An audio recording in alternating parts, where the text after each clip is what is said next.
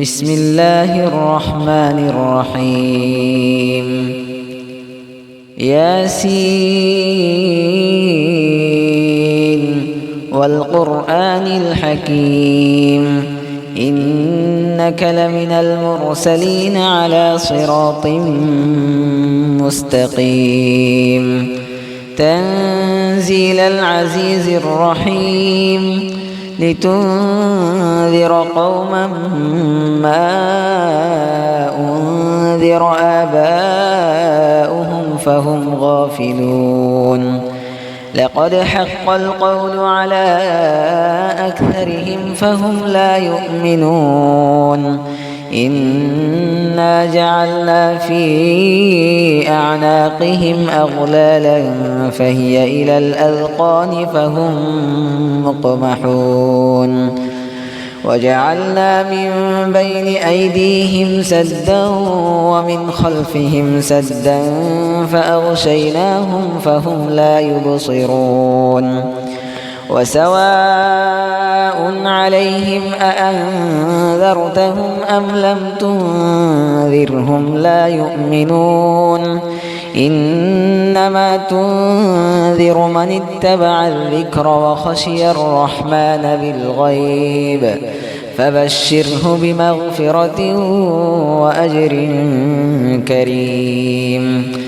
إنا نحن نحيي الموتى ونكتب ما قدموا وآثارهم وكل شيء أحصيناه في إمام مبين واضرب لهم مثلا أصحاب القرية إذ جاءها المرسلون إذ أرسلنا إليهم اثنين فكذبوهما فعززنا بثالث فقالوا إنا إليكم مرسلون قالوا ما أنتم إلا بشر مثلنا وما أنزل الرحمن من شيء إن أنتم إلا تكذبون قالوا ربنا يعلم إنا إليكم لمرسلون وما علينا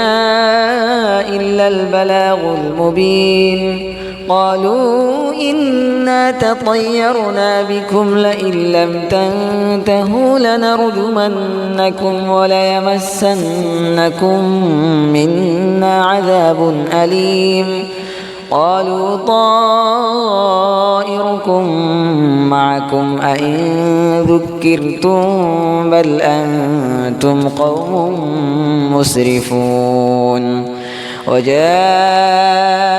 من أقصى المدينة رجل يسعى قال يا قوم اتبعوا المرسلين اتبعوا من لا يسألكم أجرا وهم مهتدون وما لي لا أعبد الذي فطرني وإليه ترجعون أأتخذ من دونه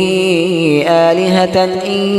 يردني الرحمن بضر لا تغن عني شفاعتهم شيئا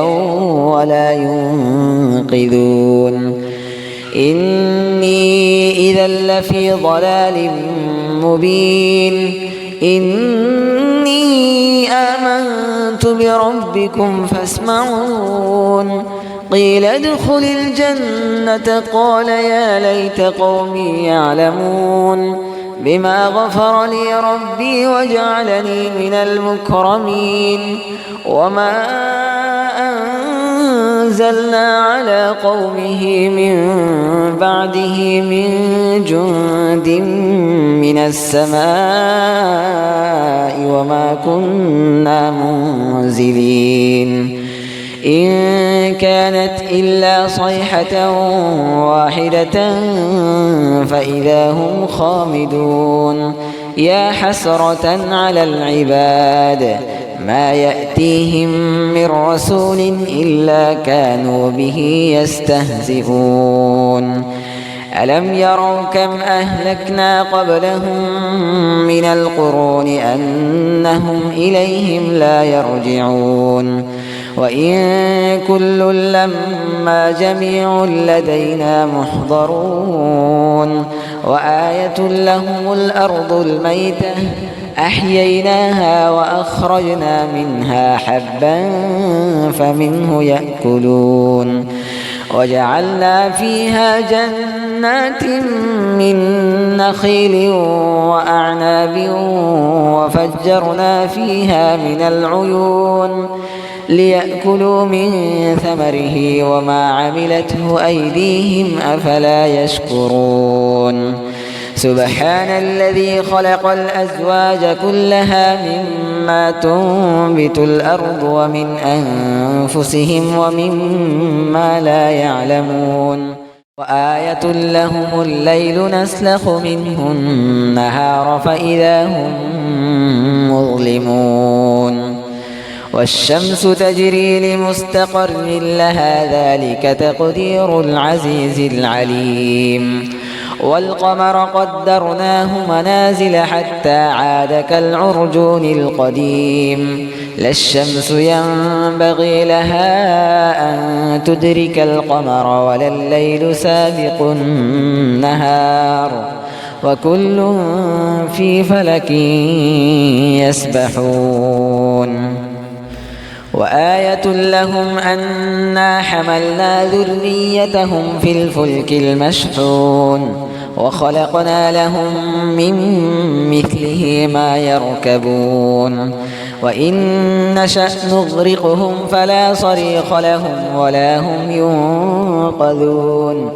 إلا رحمة منا ومتاعا إلى حين وإذا قيل لهم اتقوا ما بين أيديكم وما خلفكم لعلكم ترحمون وما تأتيهم من آية من آيات ربهم إلا كانوا عنها معرضين وإذا قيل لهم أنفقوا مما رزقكم الله قال الذين كفروا للذين آمنوا أنطعم من لو يشاء الله أطعمه إن أنتم إلا في ضلال مبين ويقولون متى هذا الوعد إن كنتم صادقين ما ينظرون إلا صيحة واحدة تأخذهم وهم يخصمون فلا يستطيعون توصية ولا إلى أهلهم يرجعون ونفخ في الصور فإذا هم من الأجداث إلى ربهم ينسلون قالوا يا ويلنا من بعثنا من مرقدنا هذا ما وعد الرحمن وصدق المرسلون إن كانت إلا صيحة واحدة فإذا هم جميع لدينا محضرون فاليوم لا تظلم نفس شيئا ولا تجزون إلا ما كنتم تعملون إن أصحاب الجنة اليوم في شغل فاكهون هم وأزواجهم في ظلال على الأرائك متكئون لهم فيها فاكهة ولهم ما يدعون سلام قولا من رب رحيم وامتازوا اليوم أيها المجرمون ألم أعهد إليكم يا بني آدم ألا تعبدوا الشيطان إنه لكم عدو مبين وأن اعبدوني هذا صراط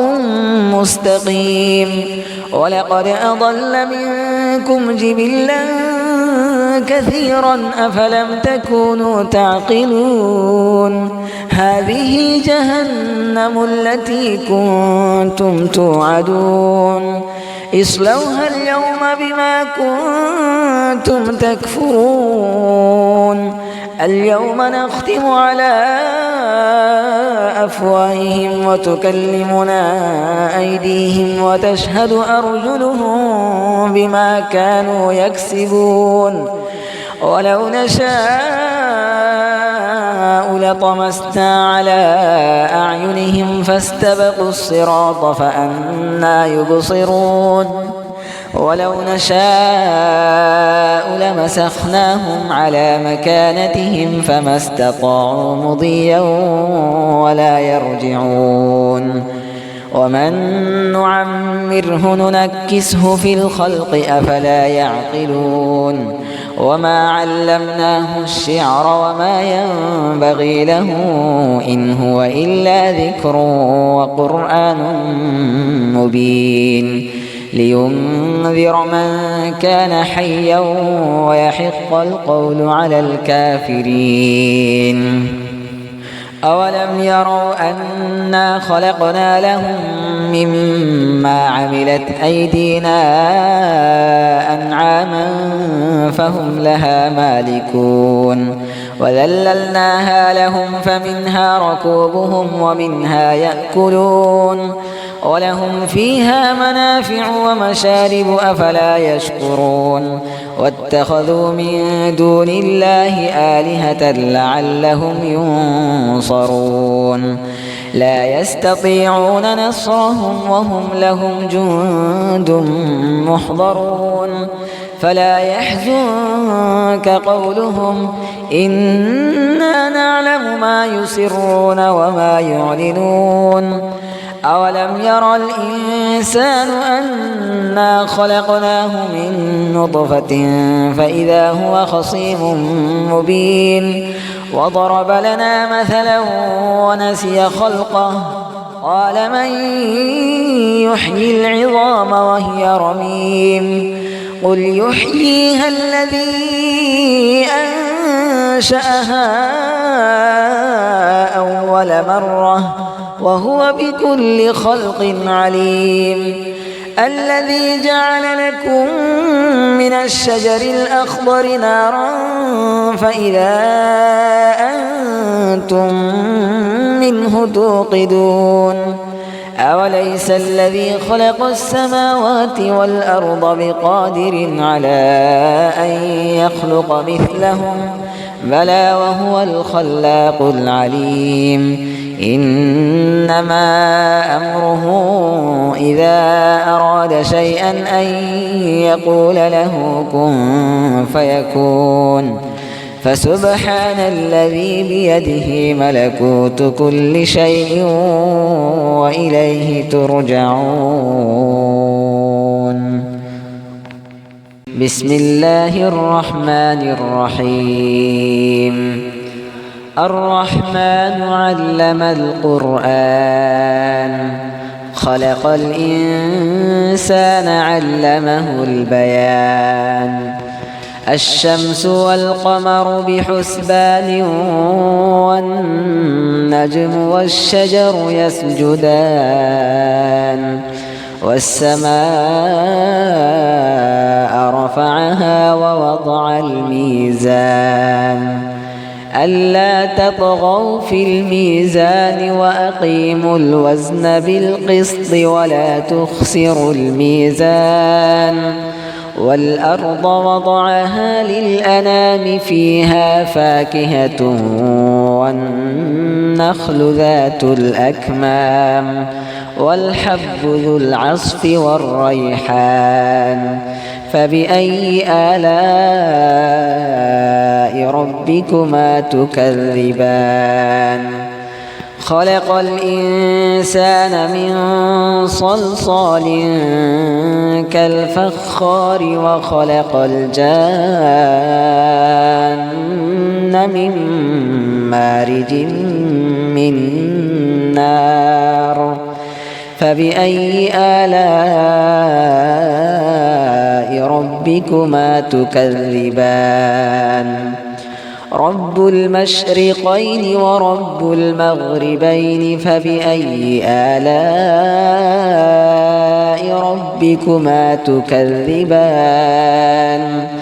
مرج البحرين يلتقيان بينهما برزخ لا يبغيان فبأي آلاء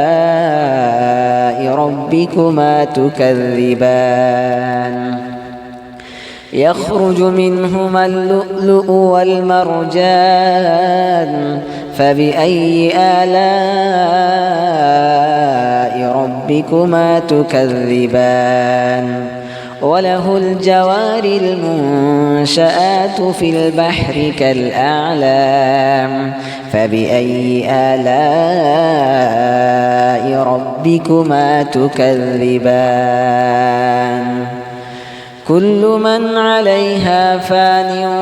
ويبقى وجه ربك ذو الجلال والإكرام فبأي آلاء ربكما تكذبان يسأله من في السماوات والأرض كل يوم هو في شأن فبأي آلاء ربكما تكذبان سنفرغ لكم أيها الثقلان فبأي آلاء ربكما تكذبان يا معشر الجن والإنس إن استطعتم أن تنفذوا من أقطار السماوات والأرض فانفذوا لا تنفذون إلا بسلطان فبأي آلاء ربكما تكذبان يرسل عليكما شواظ من نار ونحاس فلا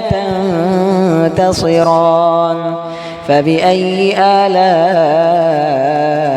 ربكما تكذبان فإذا انشقت السماء فكانت وردة كالدهان فبأي آلاء ربكما تكذبان فيومئذ لا يسأل عن ذنبه إنس ولا جان فبأي آلاء ربكما تكذبان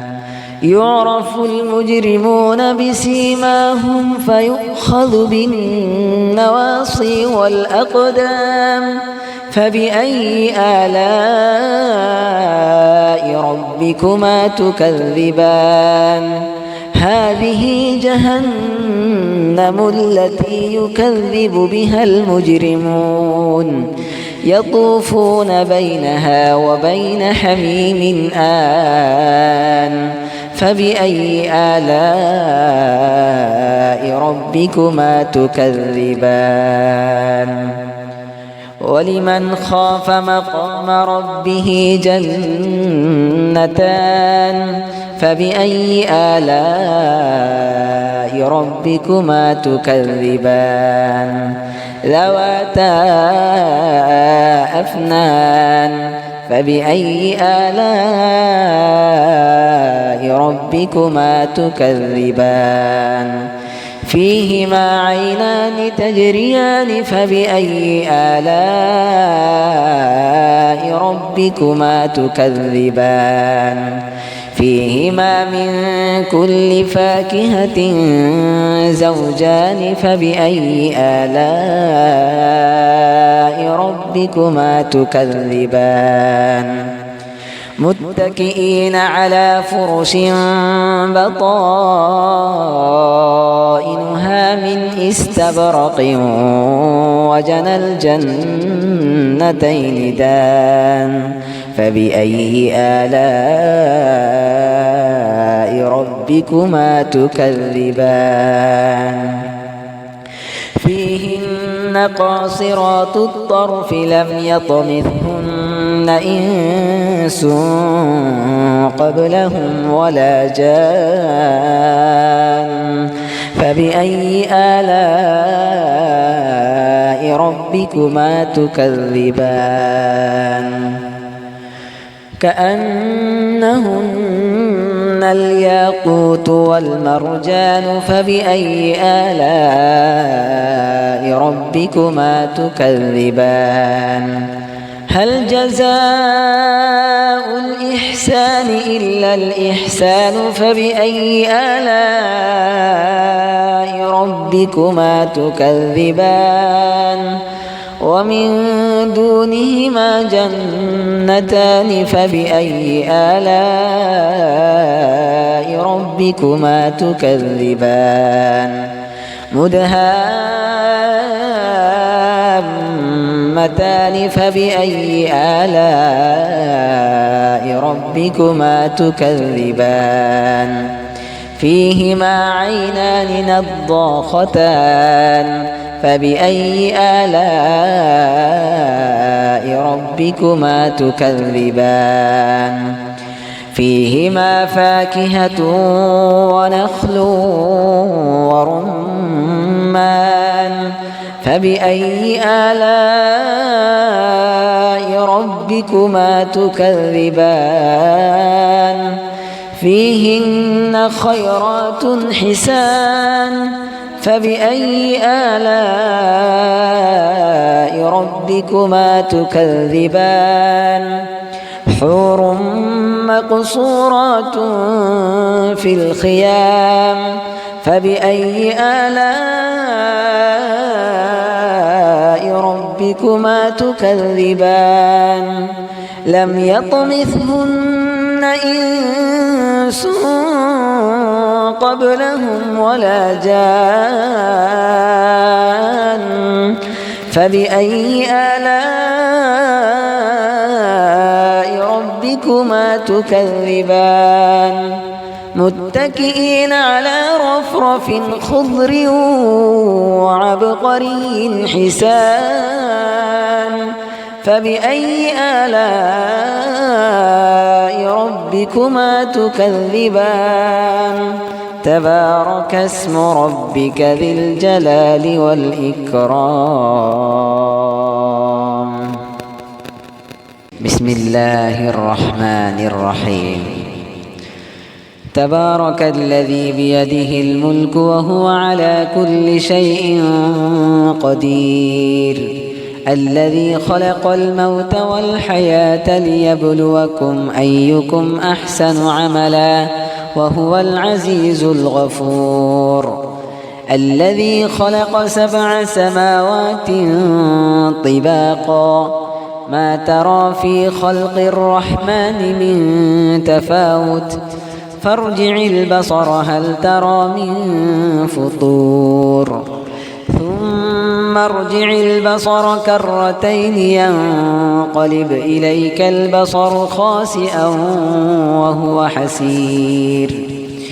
ولقد زينا السماء الدنيا بمصابيح وجعلناها رجوما للشياطين وأعتدنا لهم عذاب السعير وللذين كفروا بربهم عذاب جهنم وبئس المصير إذا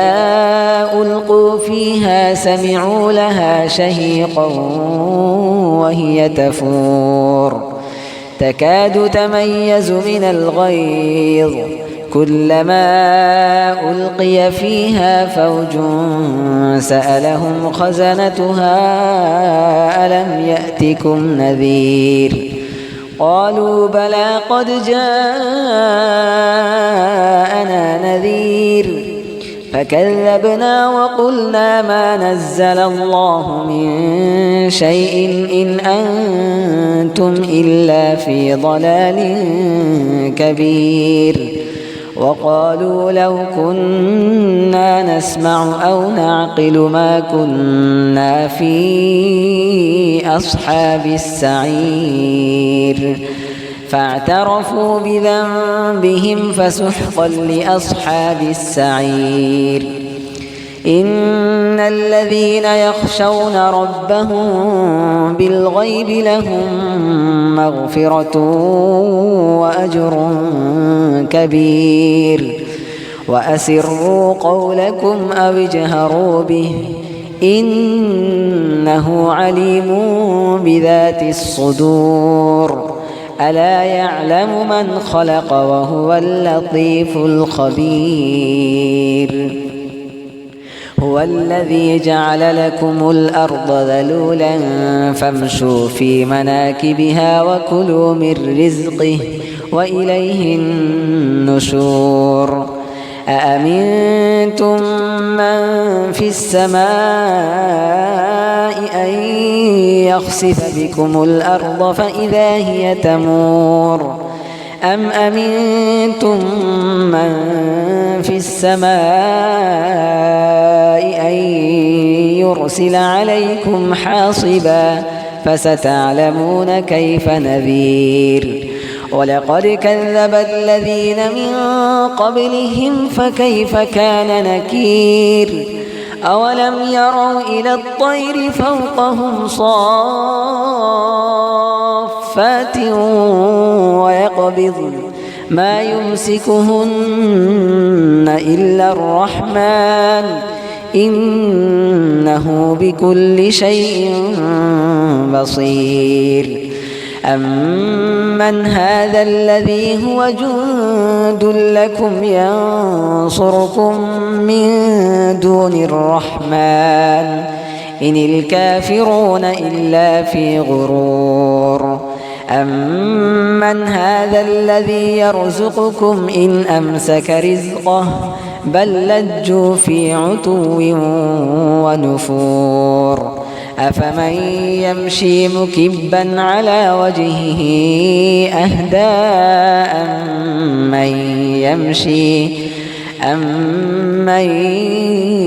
يمشي سويا على صراط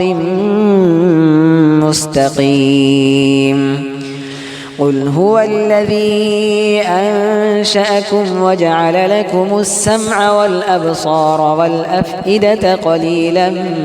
ما تشكرون. قل هو الذي ذرأكم في الأرض وإليه تحشرون. ويقولون متى هذا الوعد إن كنتم صادقين.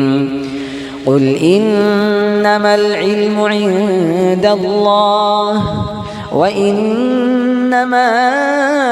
أنا نذير مبين. فلما رأوه زلفة سيئت وجوه الذين كفروا وقيل هذا الذي كنتم به تدعون. قل أرأيتم إن أهلكني الله ومن معي أو رحمنا فمن يجير الكافرين من عذاب أليم. قل هو الرحمن آمنا به وعليه توكلنا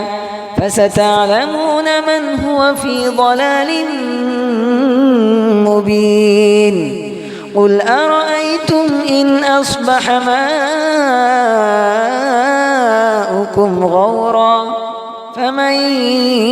يأتيكم بماء معين.